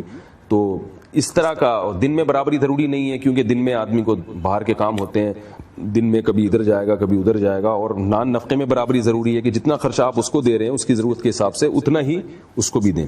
تو یہ کوئی ایسا اتنا ٹینشن والا کام نہیں ہے بہت زیادہ کہ آپ کہیں کہ یہ ممکن ہی نہیں ہے. اور اس سے اہم بات یہ ہے کہ انصاف ہو سکتا ہے یا نہیں ہو سکتا, اس میں قوم کسی کے بارے میں فیصلہ نہیں کرے گی. قرآن کے الفاظ کیا ہیں؟ وَإِنْ خِفْتُمْ أَلَّا تَعْدِلُوا، اگر تمہیں خود اپنے بارے میں یہ خطرہ ہے کہ تم برابری نہیں کر سکتے یا نہیں کرو گے تو پھر تم ایک کرو. کیا مطلب؟ میں اگر 2 شادیاں کرنا چاہتا ہوں تو یہ میری رائے اپنے بارے میں معتبر ہوگی کہ میں یہ عدل کر سکتا ہوں کہ نہیں کر سکتا. آپ میرے بارے میں یہ فیصلہ نہیں کریں گے کہ آپ عدل کر سکتے ہیں کہ نہیں کر سکتے، یا کوئی محلے والے نہیں فیصلہ کریں گے، یا پہلی بیوی فیصلہ نہیں کرے گی. تو یہ خود قرآن نے کہا ہے. قرآن نے یہ نہیں کہا وَإِنْ خَافَ النَّاسُ أَلَّا تَعْدِلُوا، اگر پبلک کو آپ کے بارے میں یہ ڈر ہے کہ آپ انصاف نہیں کر سکتے، اور جو آپ کے یوٹیوب پہ جو آپ کے چینل دیکھنے والے اور اعتراض کرنے والے جو ویورز ہیں ان کا اگر آپ کے بارے میں یہ تبصرہ ہے کہ آپ انصاف نہیں کر سکتے تو پھر آپ شادی نہ کریں. نہ قرآن کے ایسے الفاظ نہیں ہیں. قرآن کہہ رہا ہے کہ آپ خود اپنے بارے میں فیصلہ کریں. تو آپ کیوں کسی کے بارے میں فیصلہ کرتے ہیں کہ وہ انصاف نہیں کر سکتا؟ یہ تو اللہ تعالیٰ نے مرد کو صلاحیت دی ہے، تبھی تو اسے 4 شادیوں کی اجازت دی. ہاں اگر آپ واقعی سمجھتے ہیں کہ میں نہیں کر سکتا، میں ایک رات ادھر گزاروں ایک رات ادھر گزاروں، جتنے پیسے اس کو دے رہا ہوں اتنے پیسے اس کو دوں، یہ ٹینشن میں نہیں لینا چاہتا، تو ٹھیک ہے، پھر آپ نہ کریں، پھر آپ کے لیے دوسری شادی یقیناً حرام ہے. اگر کوئی مرد دوسری شادی کرتا ہے اور دوسری بیوی سے پہلے سے یہ شرائط طے کر لیتا ہے کہ میں آپ کو وہ حقوق نہیں دوں گا جو پہلی کو دے رہا ہوں، یعنی ٹائم باؤنڈ نہیں ہوگا، یا یہ کہ اتنا خرچہ نہیں دوں گا جتنا پہلی کو دے رہا ہوں بلکہ آپ کو کچھ کم دوں گا، تو دیکھیں جی یہ بیوی کا حق ہے کہ اس دوسری بیوی کا حق ہے کہ اس کو اتنا ٹائم ملے جتنا پہلی کو مل رہا ہے، اور اس کو اتنا خرچہ ملے جتنا پہلی وائف کو مل رہا ہے. اگر وہ پہلے ہی سے اپنے حقوق سے دستبردار ہو جاتی ہے تو یہ جائز ہے. مثلا میں نے اگر آپ سے 1 لاکھ روپے قرض لیا ہوا ہے تو آپ کا رائٹ ہے نا کہ آپ مجھ سے وصول کریں، لیکن اگر آپ خود ہی دستبردار ہو جاتے ہیں، آپ معاف کر دیتے ہیں، تو یہ بھی آپ کو حق ہے. تو اسی طرح اس کی اجازت ہے کہ اگر آپ سیکنڈ میرج کر رہے ہیں اور آپ یہ سمجھتے ہیں کہ میں دوسری وائف کو پہلی وائف جیسے حقوق نہیں دے سکتا، تو آپ پہلے سے ہی ایگریمنٹ کر سکتے کہ بھائی میں آپ سے شادی کر رہا ہوں اس شرط کے ساتھ کہ اس کے ساتھ پہلی وائف کے ساتھ اتنی راتیں گزریں گی لیکن آپ کے ساتھ اس سے کم گزریں گی، پہلی وائف کو اتنا خرچہ دے رہا ہوں لیکن آپ کو کم دوں گا. تو دوسری وائف کو اختیار ہے کہ وہ ان شرائط کو مانے یا نہ مانے. اگر وہ ان شرائط کو تسلیم کر لیتی ہے تو پھر وہ زیادہ کا مطالبہ نہیں کر سکتی، اور اگر ان شرائط کو تسلیم نہ کرے تو وہ انکار کر دے، یہ جائز ہے. لیکن یہ بات یہاں قابل ذکر ہے کہ اگر وہ ان شرائط کو مان لے نکاح سے پہلے، اور نکاح کے بعد کچھ دن تجربے کے بعد اس کو اندازہ ہوا کہ بھئی میں اس طرح نہیں رہ سکتی، تو اپنی شرائط سے دستبردار ہو سکتی ہے. وہ یہ کہہ سکتی ہے کہ اس وقت تو میں نے یہ کہا تھا کہ آپ جتنا ٹائم اسے دیتے ہیں اتنا مجھے نہیں دیں، لیکن میں اب آپ سے مطالبہ کرتی ہوں کہ آپ مجھے اتنا ہی ٹائم دیں جتنا پہلی بیوی کو دے رہے ہیں، مجھے اتنا ہی خرچہ چاہیے جتنا پہلی وائف کو چاہیے. تو اس کو پورا حق حاصل ہے. لیکن اس صورت میں آپ کو یہ حق حاصل ہوگا کہ پھر آپ اسے چھوڑ سکتے ہیں کہ بھئی ہمارا ایگریمنٹ اس بیس پر ہوا تھا، تو لہذا جب آپ اس ایگریمنٹ پہ پوری نہیں اتر رہی تو آپ انسسٹ کر رہی ہیں، تو پھر میرے چونکہ نکاح کی بیس یہ تھی تو میں آپ کو ڈیورس دے سکتا ہوں. تو ایسی صورت میں پھر مرد کو یہ اختیار ہوگا کہ وہ ڈیورس دے، اور عورت کو یہ اختیار ہوگا کہ وہ اپنی شرائط سے دستبردار ہو ہر وقت کسی بھی وقت. تو پھر وہ ڈیورس سے بچنے کے لیے پھر اگر انہی شرائط پہ آمادہ ہو جاتی ہے تو ٹھیک ہے، نہیں تو مرد کو یہ اختیار ہوگا. لیکن افضل اور بہتر مرد کے لیے بہرحال یہی ہے کہ عورت اگر اپنی شرائط سے دستبردار ہو جاتی ہے تو پھر مرد اس کو ڈیورس نہ دے بلکہ اس کو وہی حقوق دے جو پہلی بیوی کو دے رہا ہے، کیونکہ طلاق شریعت میں پسندیدہ چیز نہیں ہے. آپ صلی اللہ علیہ وسلم نے فرمایا ان ابغض الحلال الی اللہ طلاق، حلال چیزوں میں سب سے زیادہ ناپسند اللہ تعالیٰ کو طلاق ہے. کیونکہ پہلی کو تکلیف ہوتی ہے، آپ اس کو تکلیف سے بچانے کے لیے اتنی عورتوں کو بغیر نکاح کے زندگی پر جو مجبور کر رہے ہیں، یعنی جس عورت کی شادی نہ ہو تو کیا اس کو تکلیف نہیں ہوتی؟ کتنی عورتیں ایسی ہیں جو بیٹھی ہوئی ہیں جن کا نکاح نہیں ہو رہا، تو وہ بھی تو تکلیف سے گزر رہی ہیں. تو اجتماعی مفاد کو دیکھنا چاہیے، انفرادی ضرر کو نہیں دیکھنا چاہیے. تو قوم کے آپ دیکھیں نا حکومت کیا کرتی ہے، کوئی اگر روڈ بنانا ہے اور درمیان میں گھر آ رہے ہیں تو حکومت ان گھروں کو گرا دیتی ہے، حالانکہ ان گھر کے مالکان کو تکلیف ہو رہی ہے. لیکن گورنمنٹ کہتی ہے ہم نے پوری قوم کو دیکھیں، یا صرف آپ لیاری وے پر جب جنرل مشرف صاحب نے لیاری وے بنایا تو ہزاروں گھروں کو بے گھر کیا انہوں نے، پھر اس کا ایک متبادل دیا کسی حد تک کہ ان کو بالکل کراچی سے باہر جو ہے وہ پھینک دیا. تو وہ جو کراچی کے بیچ میں رہنے والے لوگ تھے بالکل آؤٹ آف کراچی ہیں، لیکن گورنمنٹ کا کہنا ہے کہ ہمارے پاس اس کے علاوہ کوئی اور متبادل جگہ نہیں تھی.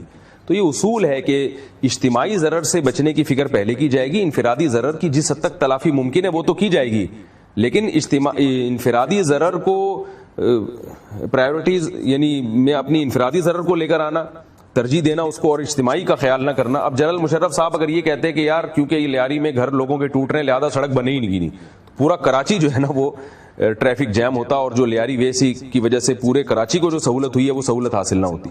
تو یہی مسئلہ ہے کہ دوسری شادی سے پہلی بیوی کو تکلیف ہوتی ہے، میں مانتا ہوں، اور لہذا اس تکلیف کا آلٹرنیٹ تلاش کرنا چاہیے کہ اس کو سمجھایا جائے، محبت کا معاملہ کی جائے، شادی کے بعد اور زیادہ اس کو محبت دی جائے تاکہ اس کو ایک زخم پہنچا ہے اور تکلیف ہوئی ہے اس کی تلافی ہو سکے، لیکن اس بیس پہ شادی ہی نہ کرنا اس سے اجتماعی ضرر ہے۔ لوگ یہ بھی اعتراض کر رہے ہیں کہ یہ اقرار الحسن صاحب کے بارے میں لوگ یہ سوال کر رہے ہیں کہ بھئی وہ باقی کون سا اسلام کو فالو کر رہے ہیں، داڑھی بھی نہیں ہے ان کی اور پتہ نہیں نماز پڑھتے ہیں کہ نہیں پڑھتے، باقی چیزوں میں اسلام کو فالو کرتے ہیں کہ نہیں کرتے، وہ تو ایک اینکر ہیں ٹیلی ویژن کے، تو وہ اسلام ان کو صرف شادیوں میں نظر آیا۔ ایک بہت اہم بات ہے، میں کسی کی ذاتیات پہ نہیں جاتا، ہو سکتا ہے مجھ سے اچھے مسلمان ہوں اور ہو سکتا ہے کہ نہ ہوں، تو ہمیں کسی کی ذات سے بحث نہیں ہے کہ کون اسلام کو مکمل فالو کر رہا ہے یا نہیں کر رہا، وہ ان کا معاملہ، اللہ کا معاملہ۔ جب بھی کوئی شخص اچھا کام کرے تو ہمیں اس کو اپریشیٹ کرنے کا حکم ہے، باقی چیزوں میں اسلام کو فالو کر رہا ہو یا نہیں کر رہا ہو۔ ایک آدمی اگر حج کر کے آتا ہے، آپ کہتے ہیں نماز تو پڑھتے نہیں، حج کیوں کر کے آ گئے؟ تو بھائی چلو اچھا ہے، نماز نہیں پڑھ رہا تو حج تو کیا نا اس نے، ٹھیک ہے نا، ایک اچھا کام تو کیا۔ یہاں البتہ ایک اشکال ہوگا جو لوگ کرتے ہیں کہ یار جو مزے مزے کی شریعت تھی وہ تو لے لی، تو اس کا میں یہ جواب دوں گا کہ دیکھیے مزے کی چیز ہو یا بے مزہ ہو، دیکھنا ہم نے یہ ہے کہ کام صحیح ہے یا نہیں ہے۔ اگر کوئی اچھا کام مزے کا بھی ہو تو آپ اس کو کیسے آپ اس سے ڈس ایگری ہو سکتے ہیں؟ ایک آدمی کھانا کھاتا ہے، اسے پتہ ہے اس کھانے سے میری صحت اچھی ہوگی اور یہ کھانا صحت کے لیے ضروری ہے، اس کو اس کھانے میں مزہ بھی آتا ہے اور شریعت کا بھی حکم ہے کہ اپنی صحت کا خیال رکھو، تو کیا آپ اس کو اس بیس پر یہ کہہ سکتے ہیں کہ یار باقی تو شریعت کو تم فالو نہیں کرتے اور کھانا تم ٹائم پہ آگے کھاتے ہو اور جناب کھاتے بھی بڑی مزے مزے کی چیزیں ہو؟ تو یہ بالکل ہی احمقانہ قسم کا اعتراض ہوگا۔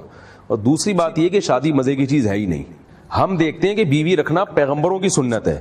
میں کہتا ہوں اگر اقرار الحسن نے مزے اڑانے ہوتے تو وہ تو بیوقوفی ہے شادی کرنا۔ شادی کا مطلب کیا ہے؟ جیسا آپ نے لائف اسٹائل پہلی بیوی کو دیا ہوا ہے، آپ پوری ایک ٹینشن پال لیتے ہیں اور آپ کا خرچہ ڈبل ہو جاتا ہے۔ ایک گھر آپ کو دینا پڑے گا، اس کی گیس بجلی کا بل پے کرنا پڑے گا، اس کا سارا نفقہ آپ کے ذمہ آ جائے گا، اور آپ یعنی ایک بہت اس کی اولاد اگر ہوتی ہے تو اس اولاد کی کفالت آپ کے ذمہ ہے۔ تو یہ ایسا مزہ ہے کہ جس مزے کے پیچھے ذمہ داریاں بہت ہیں۔ مزے کی چیز زنا ہے، اللہ تعالی ہم سب کو بچائے زنا سے۔ میں سمجھتا ہوں کہ اقرار الحسن، دیکھیں ایک علماء یا ایک دیندار طبقہ جب دو تین شادیاں کرتا ہے نا تو ان کو تو لوگ سمجھتے ہیں معاشرے سے ہٹ کے ایک الگ فرد ہیں، تو میں ان کو اس لیے اپریشیٹ کر رہا ہوں کہ ایک لبرل سے آدمی سمجھے جاتے ہیں۔ ان کے اس اقدام سے فائدہ کیا ہوگا کہ ہمارے جو دیگر اداکار ہیں، فنکار لوگ ہیں جن کے قدم زنا کی طرف جا رہے ہیں، ان میں شادیوں کا رواج بڑھے گا اور وہ زنا سے بچیں گے۔ یہ بات خوب اچھی طرح سمجھ لیں، کسی عورت کے بے پردہ گھومنے سے زنا کا اتنا رجحان نہیں پھیلتا جتنا کسی عورت کے بغیر نکاح کے گھومنے سے زنا کا خطرہ ہوتا ہے۔ اگر آپ زنا کو معاشرے سے ختم کرنا چاہتے ہیں تو پردے کو بھی معاشرے میں لانا پڑے گا، لیکن اس سے زیادہ اہم کیا ہے کہ آپ کو نکاح کو اپریشیٹ کرنا پڑے گا، نکاح کو پروموٹ کرنا پڑے گا۔ کسی معاشرے میں اگر بے پردہ عورتیں گھومتی ہیں لیکن ان کی شادی بر وقت ہوتی ہے، ان کو مناسب شوہر مل جاتا ہے، خدا کی قسم زنا کا خطرہ کافی حد تک ختم ہو جاتا ہے۔ لیکن اگر کسی علاقے میں سب عورتیں پردے سے رہتی ہیں لیکن ان کے لیے نکاح میں مشکلات ہیں تو وہ پردے میں ہونے کے باوجود زنا کی طرف جائیں گے۔ آپ کو عیسائیوں کے پادریوں سے عبرت حاصل کرنی چاہیے۔ میں عیسائیوں کے علاقے میں گیا ہوں، میں نے ریسرچ کی ہے، پادریوں کی بارے میں جو رپورٹس آتی ہیں وہ کیا آتی ہیں؟ یہ مذہب میں ہوتے ہیں، عبادت کرتے ہیں صبح و شام، لیکن چونکہ ان کی بیوی نہیں ہوتی پھر بھی ان میں اکثریت زنا میں مبتلا ہو جاتی ہے کیونکہ نیچر سے بغاوت ہے۔ تو اس لیے یاد رکھیے کہ عورت کو بھی زنا سے بچانا ہے تو نکاح کو پروموٹ کرنا پڑے گا، مرد کو بھی زنا سے بچنا ہے تو اس کو ایک سے زیادہ شادیوں کی اجازت دینی پڑے گی۔ تو اقرار الحسن صاحب نے بہت شاندار کام کیا کہ ایک عورت کو بھی زنا سے بچایا اور خود بھی بدکاری سے اور زنا کی طرف جانے سے بچے، کیونکہ جب انسان نکاح کی کثرت کرتا ہے تو زنا سے کافی حد تک وہ پیچھے ہٹ جاتا ہے۔ نکاح کرنا اس کی علامت ہوتی ہے کہ یہ زنا نہیں کر رہا، ورنہ جس نے اپنی حرام خواہش پوری کرنی ہو وہ کیوں یہ کام کرے گا اور وہ کیوں نکاح کر کے اپنی زندگی کو باؤنڈ کرے گا۔ تو اس لیے ہمیں کسی کی ذات سے نہیں ہے، لیکن جو کام اچھا ہوگا ہم اس کو اپریشیٹ کریں گے، مذہبی اعتبار سے بھی اور عقل کے اعتبار سے بھی۔ جو مذہب کو نہیں مانتے وہ بھی اگر عقل سے بیٹھ کے سوچیں گے تو وہ کہیں گے یار اچھا ایک عورت کو اس نے ہمیشہ کے لیے ٹھکانہ دے دیا، اپنی لائف میں ایک خاتون کو لے کر آئے، وہ اس کو بھی شوہر ملا اور ان کو بھی ایک اچھی بیوی مل گئی۔ یہ بھی بعض لوگ اعتراض کر رہے ہیں اقرار الحسن پہ، جو میں نے کل ان کا کلپ دیکھا تو نیچے بہت سارے لوگوں کے اعتراض تھے کہ انہوں نے چھپ کے شادی کی ہے، اگر اچھا کام کیا تو چھپ کے کیوں کیا، دنیا کو بتا کے کرنا چاہیے۔ تو مجھے اس کی ڈیٹیل معلوم نہیں ہے کہ انہوں نے دنیا کو بتا کے کیا ہے، یہ خفیہ کیا ہے۔ میں ایک اصولی اور ضابطے کی بات کرتا ہوں کہ دیکھیے اگر خفیہ بھی کیا ہے تو کیا چونکہ نکاح ہے، اور نکاح خفیہ ہوتا ہی نہیں ہے، نکاح کے لیے گواہ ہونا ضروری ہے۔ تو اگر گواہوں کی موجودگی میں کیا ہے تو یہ خفیہ ہے نہیں۔ خفیہ کا مطلب یہ ہوتا ہے کہ کسی کو بتایا اور کسی کو نہیں بتایا، تو ایسا ممکن ہے کہ آپ کسی کو ایک چیز بتائیں اور کسی کو نہ بتائیں. دنیا میں کوئی بھی کام آپ کرتے ہیں تو سائن بورڈ لے کے ساری دنیا کو اس پر مطلع کرنا یہ ضروری نہیں ہے. بعض دفعہ انسان کو ایک کام چھپانا پڑتا ہے اس لیے کہ لوگ اس پر خامخواہ کے اعتراضات کر رہے ہوتے ہیں. ہمارے ایک دوست تھے, وہ نکاح کر رہے تھے, تو انہوں نے مجھے بتایا کہ میں دوسری شادی کر رہا تھا چھپ کے. میں نے پہلے تو کوشش کی علیہ اعلان کروں, لیکن معاشرے نے اتنا ری ایکشن کیا کہ میں نے پھر ارادہ کیا میں لوگوں کو بتائے بغیر کروں گا, اور کچھ دنوں کے بعد اس کو ڈکلیئر کر دوں گا کہ میں شادی کر چکا ہوں, لیکن عین وقت پہ نہیں بتاؤں گا میں. تو کہنے لگے کہ جو میرے ہونے والے سسر تھے انہوں نے مجھے کہا, لڑکی کے والد نے, کہ بیٹا آپ چھپ کے کیوں کر رہے ہیں, آپ کھلے عام کریں. تو میں ان کو کیا جواب دوں, یعنی مجھ سے وہ پوچھ رہے تھے کہ یار میں ان کو کیا جواب دوں. تو میں نے کہا ان سے کہیں, ان کے سسر صاحب جو ہے نا وہ یہ کہہ رہے تھے کہ یار ہم کوئی غلط کام تو نہیں کر رہے جو چھپ کے کریں. میں نے کہا ان سے کہیں کہ یہ جو صحابہ کرام چھپ چھپ کے نمازیں پڑھا کرتے تھے ہجرت سے پہلے, فتح مکہ یعنی ہجرت سے پہلے جب رسول اللہ صلی اللہ علیہ وسلم دین کی دعوت دے رہے تھے تو صحابہ کرام چھپ چھپ کے نمازیں پڑھا کرتے تھے. پہلی دفعہ صحابہ نے جو علانیہ نماز پڑھی ہے وہ حضرت عمر کے اسلام لانے کے بعد پڑھی ہے. حضرت عمر جب اسلام لائے تو انہوں نے کہا کہ اب میں کھلے عام نماز پڑھوں گا, جس نے اپنی بیوی کو بیوہ کروانا ہے, بچوں کو یتیم کروانا ہے, وہ مجھے روک کے دکھائے. حضرت عمر اسلام نہیں لائے تھے تو صحابہ تو چھپ کے نماز پڑھتے تھے. تو میں نے کہا آپ وہ یہ بتائیے کہ ان پر بھی اعتراض ہوگا کہ بھئی اگر اچھا کام کر رہے ہو تو چھپ کے کیوں کر رہے ہو, اور اگر یہ برا کام ہے تو کر کیوں رہے ہو. تو صحابہ یہ جواب دے سکتے تھے کام تو اچھا ہے لیکن لوگ اس کو اچھا نہیں سمجھ رہے, لوگ ہمیں کرنے نہیں دے رہے. تو یاد رکھیے دوسری شادی ہو یا پہلی شادی ہو یا تیسری ہو یا چوتھی ہو, کرنی علی الاعلان ہی چاہیے, کیونکہ یہ کوئی برا کام نہیں ہے. لیکن بعض دفعہ لوگوں کی طرف سے ایک اچھے کام پر اتنی رکاوٹ ہوتی ہے, اتنا ری ایکشن ہوتا ہے کہ مرد مجبور ہوتا ہے کہ وہ کھلے عام بتا کے وہ اپنا حق وصول نہیں کر سکتا. لہذا ایسے موقع پہ اگر وہ خفیہ نکاح کرتا ہے تو اس کو بھی آپ ناجائز یا غلط نہیں کہہ سکتے. ہاں گواہ ہونے چاہیے اس پر, تاکہ بعد میں جب یہ پتہ چلے کہ بھئی آپ کس خاتون کے ساتھ گھوم رہے ہو تو وہ گواہوں کی روشنی میں یہ ثابت کر سکے کہ میری بیوی ہے. ورنہ تو کوئی بھی کسی گرل فرینڈ کو کے ساتھ جب پکڑا جائے گا تو جھوٹ بول دے گا کہ میری بیوی ہے. تو گواہ ہونے چاہیے اور ثبوت ہونے چاہیے کہ یہ میری وائف ہے, جو ضرورت کے وقت آپ وہ ثبوت لوگوں کے سامنے پیش کر سکیں. تو اس لیے اصول تو یہی ہے کہ کھلے عام یہ کام کرنا چاہیے, لیکن اگر کسی نے خفیہ کیا ہے مگر کیا نکاح ہے تو وہ بھی اتنا غلط نہیں ہے جتنا غلط لوگ اس کو سمجھ رہے ہیں. زنا کرنا غلط ہے, چاہے خفیہ ہو یا اعلانیہ ہو. نکاح کرنا عبادت ہے, چاہے پبلک کو دکھا کر ہو یا کوئی سائن بورڈ لگائے بغیر ہو. صرف سیکچوئل ڈیزائر سب کچھ نہیں ہوتا. جب آپ 2-3 شادیاں کرتے ہیں نا تو آپ کے لیے بیوی کی بہت سی خامیاں برداشت کرنا آسان ہوتی ہے. جیسے آپ جب ایک تو آپ یہ چاہتے ہیں کہ بیوی خوبصورت بھی ہو, آپ یہ چاہتے ہیں کہ اس کے اخلاق بھی اچھے ہوں, وہ خدمت گزار بھی ہو, تو ساری خوبیاں آپ اسی ایک میں تلاش کرنا چاہتے ہیں جو کہ ہوتی نہیں ہیں, جھگڑے پیدا ہوتے ہیں. لیکن جب آپ کی 2-3 بیویاں ہوتی ہیں تو اگر ایک بیوی بد اخلاق ہے تو ہو سکتا ہے اس میں ایک عیب ہے بد اخلاقی والا, مگر ایک دوسری خوبی ہو اس میں, خدمت گزار زیادہ ہو. ایک بیوی آپ کی خدمت گزار تو نہیں ہے لیکن ہو سکتا ہے وہ خوش اخلاق ہو, تو آپ کے لیے پھر بیویوں کی خامیاں برداشت کرنا آسان ہو جاتا ہے.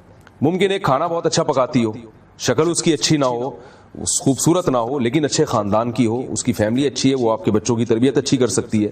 تو ایک بیوی کا نقصان کیا ہے کہ آپ کو خوبصورت بھی چاہیے جس کی وجہ سے بدصورت لڑکیوں کی شادیاں ہی نہیں ہوتی, آپ کو کنواری بھی چاہیے جس کی وجہ سے طلاق یافتہ بیوہ کی شادی نہیں ہو رہی, آپ کو جناب اپنی عمر سے کم عمر بھی چاہیے, لہذا جو جن کی عمر زیادہ ہے ان کی شادی نہیں ہوتی. جب آپ زیادہ بیویاں رکھتے ہیں تو آپ اس پر ذہنی طور پر آمادہ ہو جاتے ہیں کہ اگر ایک خوبصورت ہے تو کوئی بات نہیں, اگر دوسری کی صورت اچھی نہیں ہے تو اس کے اخلاق اچھے ہیں, اس کی قوم اچھی ہے, اس کی ذات اچھی ہے, یعنی اس کے ایک خاندان, ایک اچھے خاندان سے بلونگ کرتی ہے. آپ دیکھ لیے مینٹل اپروچ اچھی ہے, ایک ایجوکیٹڈ نہیں ہے لیکن ایک دوسری بیوی ایسی ہے جو خوبصورت نہیں ہے مگر ایجوکیٹڈ ہے, آپ اس سے بہت ساری تعلیمی شعبوں سے متعلق یا اپنے شعبے جس سے بھی آپ بلونگ کرتے ہیں اس سے متعلق آپ اس سے ڈسکس کر سکتے ہیں. آپ دیکھیں رسول اللہ صلی اللہ علیہ وسلم کے بارے میں قرآن کیا کہتا ہے, عسیٰ ربہ ان طلقکن ان یبدلہ ازواجا خیرا منکن مسلمات مؤمنات قانتات تائبات عابدات سائحات ثیبات وابکارا, کہ اللہ تعالیٰ اپنے نبی کا نکاح کرائیں گے ایسی عورتوں سے جو کنواری بھی ہوں گی اور طلاق یافتہ اور بیوہ بھی ہوں گی. تو علماء نے لکھا ہے کہ زیادہ عورتوں میں فائدہ کیا ہے کہ کنواری بھی آپ کے نکاح میں آ سکتی ہے, بیوہ طلاق یافتہ بھی, کیونکہ بعض کنواری میں ایسی خصوصیات ہوتی ہیں جو بیوہ میں نہیں ہوتی, اور بعض بیوہ میں ایسی خصوصیات ہوتی ہیں جو کنواری میں نہیں. بیوہ عورت میچور ہوتی ہے اور طلاق یافتہ عورت ایک دفعہ گھر اس کا اجڑ چکا ہوتا ہے تو وہ گھر بسانا جانتی ہے یا وہ سمجھتی ہے کہ مجھے گھر بسانا ہے. تو ایک بیوی کا نقصان کیا ہے کہ آپ ساری خصوصیات ایک عورت میں چاہتے ہیں اور آپ کو ملتی نہیں تو آپ نکاح میں تاخیر کرتے ہیں, اور جس عورت میں کوئی عیب نظر آئے گا اس کا نکاح نہیں ہوتا. پھر میں ایسے لوگوں کو بھی جانتا ہوں 10 سال رشتہ تلاش کرتے رہے, ایک لڑکی پوری ان کے معیار پہ اتری تو صرف اس بیس پہ انکار کر دیا کہ اس لڑکی کی نا 2 انگلیاں تھیں, چھوٹی انگلیاں 2 تھیں, تو انہوں نے کہا میں اس سے نہیں کروں گا, اس میں عیب ہے. تو کیونکہ جب ایک ہی زندگی میں ایک ہی شادی کرنی ہے تو میں پھر جیسے وہ ہے نا قربانی کا بکرا سال میں ایک دفعہ لاتے ہیں تو وہ کہتے ہیں پورا بالکل حساب کتاب سے ہونا چاہیے, محلے والوں کی واہ واہ ہونی چاہیے. تو جو قربانی کا بکرا سال میں ایک دفعہ لیا جاتا ہے اس میں لوگوں کا معیار اتنا اونچا ہے, تو بیوی جو زندگی میں ایک دفعہ ہوتی ہے اور اس کی ویلیو بھی یقیناً قربانی کے بکرے سے زیادہ ہے, تو اس میں لوگوں کا معیار کتنا اونچا ہے. تو اگر ہم معاشرے میں 2-3 شادیوں کا رواج دیں تو لوگوں کا معیار نیچے ہوگا. قوم کی غریب لڑکیاں یا وہ لڑکیاں جو صورت کے لحاظ سے ذرا کم درجے کی ہیں یا طلاق یافتہ, ان کی بھی شادی آسانی سے ہو جائے گی. جیسے کہ نبی صلی اللہ علیہ وسلم نے 40 سالہ بیوہ سے بھی شادی کی, اور حضرت زینب جو طلاق یافتہ تھی ان سے بھی شادی کی, ام سلمہ جو بیوہ تھیں اور بچے بھی تھے ان سے بھی شادی کی, ان کے بچوں کی کفالت بھی کی, اور حضرت عائشہ جو کم عمر تھی ان سے بھی شادی کی, حضرت صفیہ جو بہت خوبصورت تھی ان سے بھی شادی کی. تو آپ صلی اللہ علیہ وسلم نے کثرت سے نکاح کی, اور غیر مسلموں نے لکھا ہے کہ بھئی زیادہ شادیوں میں یہ فائدے ہیں, اور انہوں نے اسلام کے اس حکم کو اپریشیٹ کیا ہے. تو اس لیے میں پھر وہی بات دہراؤں گا کہ اس کو معاشرے میں فروغ دینا چاہیے. خاص طور پر جو شوبز سے تعلق رکھنے والے لوگ ہیں ان کو میں خاص طور پہ کہوں گا, جو ڈراموں اور فلموں میں آنے والے اداکار ہیں ان کو اقرار الحسن صاحب کے اس جو ہے نا اقدام سے حوصلہ پکڑنا چاہیے کہ بھئی آپ ایک کام اگر غلط کر رہے ہیں تو ایک صحیح بھی کریں. آپ معاشرے سے زنا کو ختم کریں, آپ نکاح کو پروموٹ کریں. اور میں ان خواتین سے بھی کہوں گا جو جن کا شوبز سے تعلق ہے کہ آپ کسی کو بوائے فرینڈ نہ بنائیں. آپ کہیں اگر تمہیں مجھ سے واقعی محبت ہے تو مجھ سے شادی کرو. اگر وہ شادی کرتا ہے تو اس کا مطلب ہے آپ سے اس کو واقعی محبت ہے, وہ ذمہ داری اٹھانے کے لیے تیار ہے. اگر وہ نکاح نہیں کرتا تو آپ اپنے آپ کو اتنا معاشرے کا عضو معطل نہ بنائیں, ٹیشو پیپر نہ بنائیں. جیسے ٹیشو پیپر ہے استعمال سے پہلے بڑا اچھا ہوتا ہے, اور جب آپ کا اس سے دل بھر جائے یا استعمال کر لیں تو کیسے کچرے میں پھینک دیا جاتا ہے. تو یہی حال ہوتا ہے زنا کرنے والی عورت کا کہ جب تک مرد کا دل بہلاتی رہے, مرد اس کو استعمال کرتا ہے, اس پہ خرچہ بھی کرتا ہے, جب ذرا اس پہ بڑھاپا آیا کیسے ٹیشو پیپر کی طرح نظر انداز کر دیتے ہیں. یورپ میں دیکھیں نا بوڑھی عورتوں کا کیا حال ہو رہا ہے. بیوی کے ساتھ ایسا نہیں ہوتا. بیوی جیسے جیسے بوڑھی ہوتی ہے مرد اس کا اور زیادہ خیال کرتا ہے, کیونکہ اس کو پتہ ہے یہ میرے بچوں کی اولاد اس کو مرد کو معلوم ہے کہ یہ میرے بچوں کی ماں ہے اور میری زندگی اس کے ساتھ گزری ہے اور اس نے میرے ساتھ وفا کی ہے, میں نے اس کے ساتھ وفا کی ہے. تو نکاح کو کبھی بھی زنا پر قیاس نہیں کرنا چاہیے. زنا بری چیز ہے اور نکاح پیغمبروں کی سنت ہے. دیکھیے یہ جو پاکستان میں قانون ہے وہ تو ہے کہ پہلی بیوی کی اجازت کے بغیر آپ دوسری شادی نہیں کر سکتے. دوسری اگر آپ اجازت بیوی دے بھی دے تو یونین کونسل سے پرمیشن لینا ضروری ہے, یہ ثابت کرنا ضروری ہے کہ مجھے ضرورت کیا ہے دوسری شادی کی. تو یہ پاکستان کا قانون ہے جو ایوب خان کے دور میں بنا تھا. اس قانون پر کچھ اشکالات ہیں. ایک تو یہ کہ بظاہر اسلام میں تو یہ نہیں ہے. اسلام میں تو اللہ نے صرف ایک شرط لگائی ہے کہ تم حقوق ادا کرو. تو اسلام میں نہ پہلی بیوی کی اجازت ضروری ہے نہ یونین کونسل کی اجازت ضروری ہے. صاف طور پہ قرآن نے صاف کہہ دیا کہ وہ ان خفتم اللہ تعدلوا, اگر تم سب کے ساتھ برابری نہ کرو اور حقوق ادا نہ کرو تو پھر تم وہ اجازت نہیں ہے کہ ایک سے زیادہ بیویاں رکھو. تو باقی یہ جو پاکستان میں قانون ہے یہ اسلامی نظریاتی کونسل کی ذمہ داری ہے کہ وہ اس کے خلاف احتجاج کرے, آواز اٹھائے. اور اس قانون میں کچھ خامیاں ہیں جو بالکل کامن سینس جس میں ہوگی نا وہ کہے گا کہ یہ بالکل بجا ہے. پہلی بات یہ کہ آپ نے کہا کہ پہلی بیوی کی اجازت ضروری ہے. انسان کی فطرت ہے کہ جس چیز کا مفاد یعنی آپ کا کسی کام میں کوئی مفاد نہیں ہے بلکہ بظاہر کچھ نقصان کا اندیشہ ہے تو آپ کبھی بھی اس کی پرمیشن نہیں دیکھتے. انسان کی فطرت ہے نا کہ میں یہ سمجھتا ہوں کہ اگر مثال کے طور پر میری ایک دکان ہے اور آپ یہ سمجھتے ہیں کہ میں جو چیز مارکیٹ میں بیچ رہا ہوں میرے پڑوس میں اگر وہی چیز آپ بیچیں گے تو آپ زیادہ بیچ دیں گے. تو مجھے پتا ہے کہ آپ کا یہ رائٹ ہے کہ آپ میرے پڑوس میں دکان بنا سکتے ہیں, لیکن اس کے باوجود اگر حکومت یہ کہے کہ پڑوسی سے اجازت لے کے تو آپ یہ کاروبار کر سکتے ہیں ورنہ نہیں کر سکتے, تو کیا پڑوسی اجازت دے گا؟ وہ کبھی بھی اجازت نہیں. وہ کہے گا میری جب موبائل کی دکان ہے تو آپ کیوں کھول رہے ہو یہاں پہ, وہ کبھی بھی اجازت نہیں دے گا. تو اس لیے حکومت نے کوئی ایسا قانون نہیں بنایا کہ آپ ایک کاروبار کرنے کے لیے کسی دوسرے بزنس مین سے اجازت لیں جس کے مفاد پہ زد پڑ رہی ہو, بلکہ حکومت یہی کہے گی بھائی آپ کو اگر اس میں مفاد نظر آتا ہے تو آپ بھی کریں, اس کو مفاد ہے تو وہ بھی کرے. تو وہ اللہ کی مرضی, اللہ کی قدرت کہ کس کا کاروبار زیادہ چلتا ہے کس کا کم چلتا ہے. تو میں ایک جانتا ہوں, ہم بچپن میں ایک جگہ لسی پینے جایا کرتے تھے تو ایک صاحب کی دودھ کی دکان تھی, وہ لسی بناتے تھے.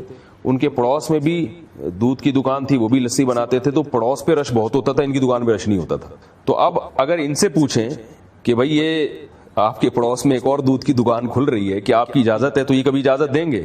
کہیں گے نہیں بھائی.